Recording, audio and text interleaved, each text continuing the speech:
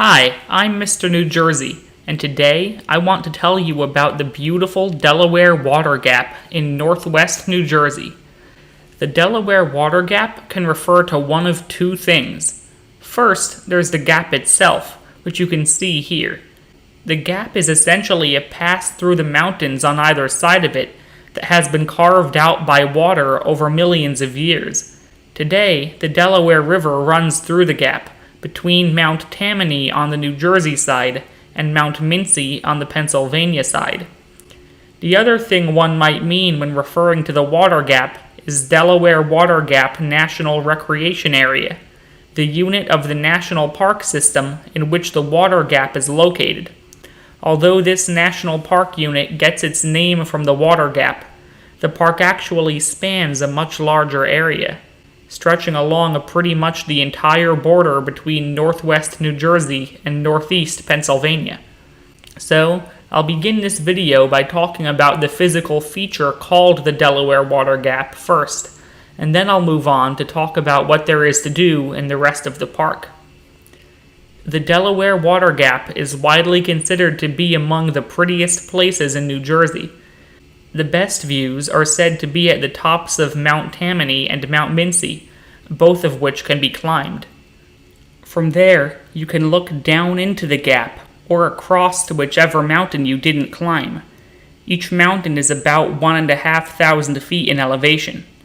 However, the hikes up the two mountains are also said to be strenuous and fairly steep, so I chose not to go that route on my visit. If you want to find viewing places closer to ground level like I did, there are several options on each side of the river. After trying several of the most common viewing areas, I would say my personal favorite was on the New Jersey side, near the Park Service's Kittatinny Point Visitor Center. The Kittatinny Point viewing area gets you directly onto the shore of the Delaware River, where you'll have an excellent view of both mountains. However, one tip I'll offer is that instead of parking in the main parking lot at the Kittatinny Visitor Center, take a right out of the lot and continue up the road just a little to the overflow parking. The overflow parking actually gets you closer to the gap itself than the main parking lot does, so the view is at a much better angle to really see the gap. Another popular way to experience the water gap is to row or paddle straight through it on a canoe or kayak. If you have your own canoe or kayak, you can bring it to one of the designated launch beaches and set out on your own. If you don't have your own vessel, you can rent one or pay for a guided tour on the water. I didn't do any of those myself due to time constraints, but it sure looked fun.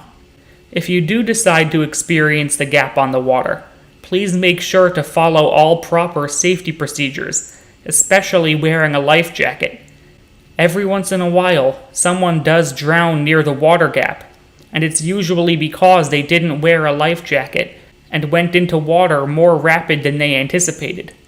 Please stay safe, and if you haven't gone out rowing before, pick one of the guided options instead of going alone, so you can learn the skills from professionals. So, that's the physical feature called the Delaware Water Gap. Now let's discuss the national park of the same name. The park is fairly narrow but long, spanning a decent stretch of the Delaware River, and the variety of activities it offers are quite varied. Firstly, there is an extensive system of hiking trails that run up and down and across the park. In addition to the hikes up the mountains that I've already alluded to, there are less strenuous options that just go through forests or out to lakes. The hikes offered cover a wide swath of the difficulty spectrum, and you can ask park rangers for recommendations on which hikes might be best suited to your abilities.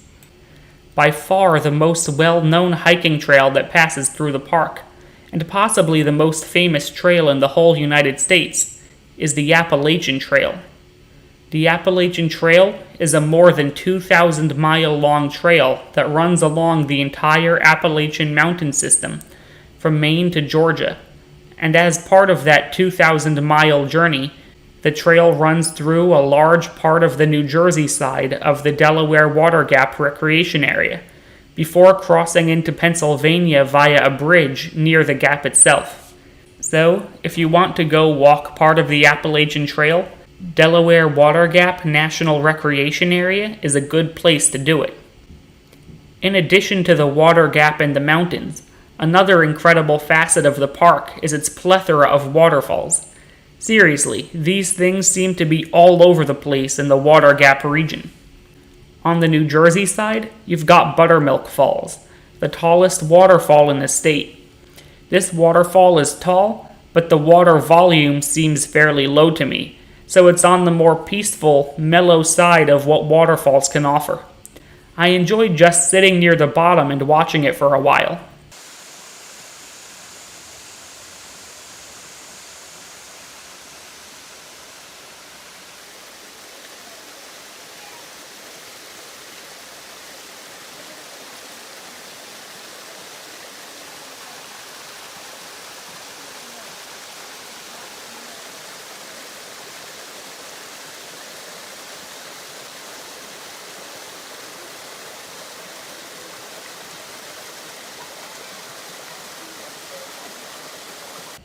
There are also steps leading up to the top so you can look down into it, and there is a trailhead leading away from the top if you're up for a hike.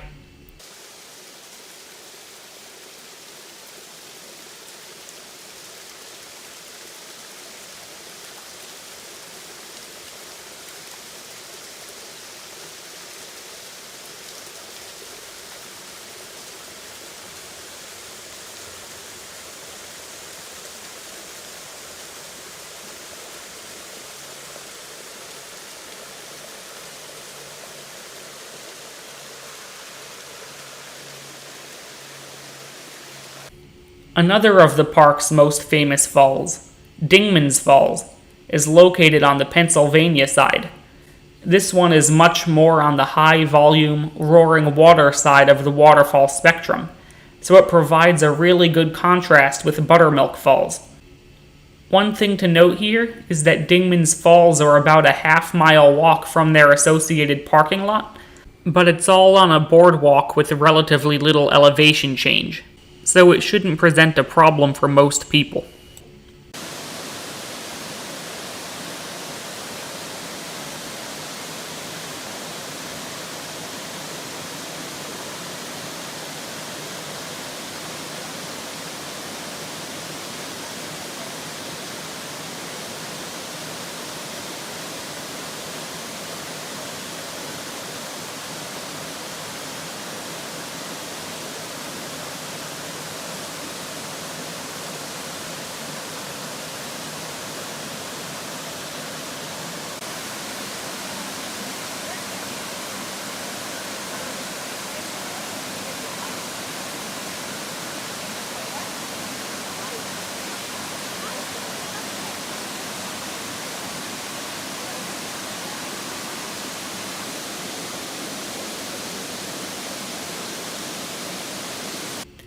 Lastly, while we're talking waterfalls, I'd be remiss not to mention Bushkill Falls in Pennsylvania, which is probably the single most impressive waterfall in the Delaware Water Gap region. Bushkill is tall and high volume, so it's very much in the category of big, loud, roaring waterfall, the opposite of New Jersey's Buttermilk Falls.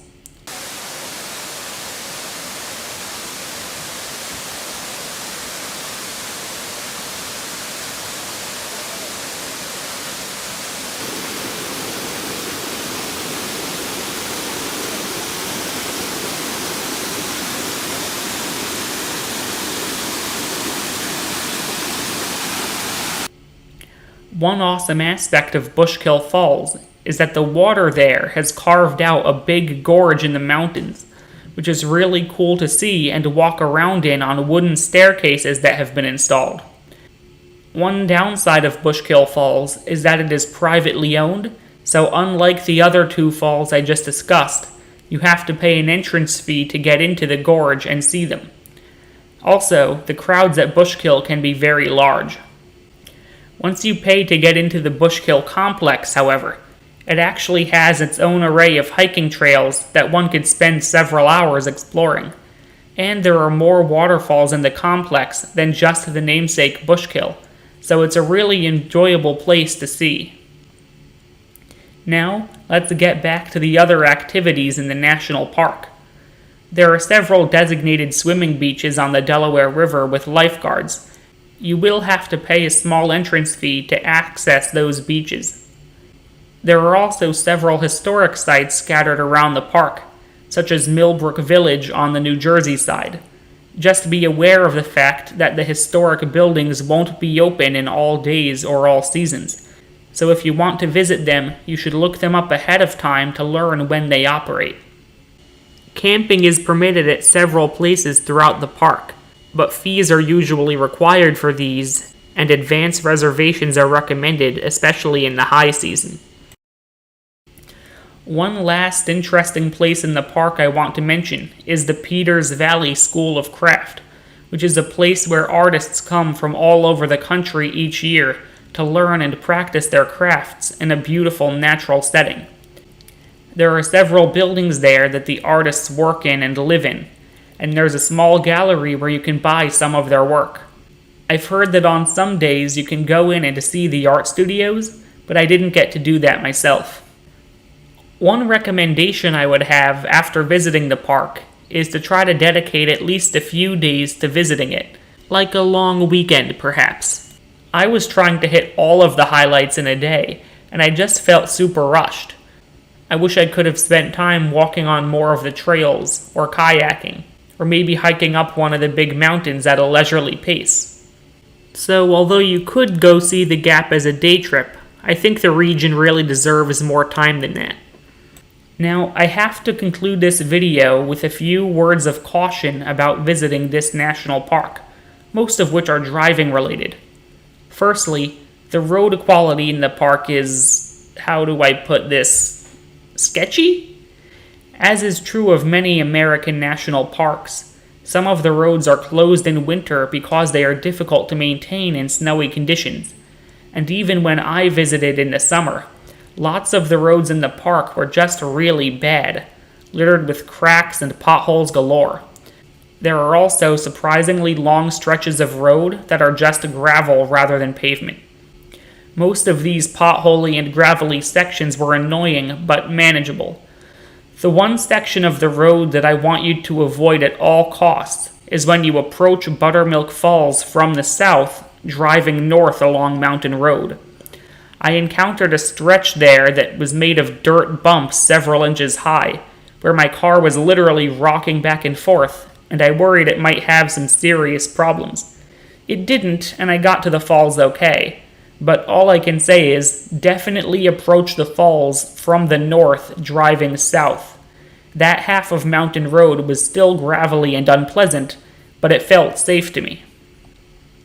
Secondly, don't underestimate the size of this national park and think you can get from place to place in 5 minutes or less. Because the park is long and narrow, rather than wide and compact, the driving times are longer than you'd think. For example, driving from the Water Gap proper up to Buttermilk Falls takes about 50 minutes, and driving from Buttermilk Falls to Dingman's Falls is another half hour. So just make sure to budget enough driving time between attractions if you're trying to see a lot of places in a day. Thirdly, know that there are only a handful of bridges in the park where you can cross the Delaware River. They do require small tolls to be paid, and not all of them have Easy Pass installed, so just make sure you bring a little cash with you on your visit to pay those tolls. Lastly, be aware that even though the park has multiple visitor centers scattered throughout its vast area, not all of them will be open in all seasons or all years. For example, remember the Kittatinny Point Visitor Center I mentioned earlier? Yeah, it's closed for the long term. The restrooms there were open, but when I went, the rest of it was closed even in the high season of summer. The visitor center that seems to be most consistently open is the park headquarters in Pennsylvania, but even that one is closed on weekends, so I can't promise that you'll have access to ample visitor center stuff at this national park depending on when you visit. I hope all those disclaimers didn't dissuade you from visiting the Delaware Water Gap National Recreation Area, because if you look past the roads and inconsistent visitor center opening times, it truly is a beautiful place that no New Jerseyan should miss. I hope you'll plan your trip out to the Delaware Water Gap soon, whether it's a single day to binge the highlights, or a longer stay to really soak things in and enjoy nature.